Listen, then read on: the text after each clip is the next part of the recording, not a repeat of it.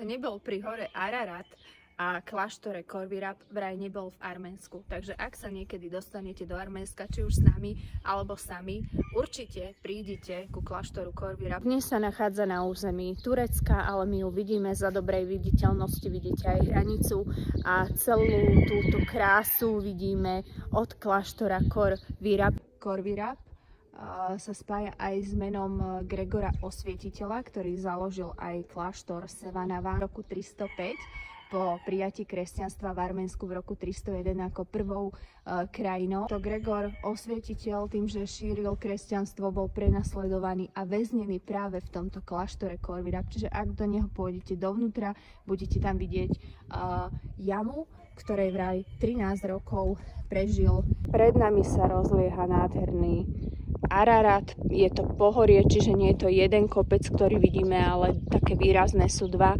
Na videu to momentálne až tak dobre nevidieť, voľným okom je to vidieť lepšie, takže pod pohorím Ararat sa nám rozlieha Araratská nížina, ktorá je zároveň najúrodnejšia časť Arménska.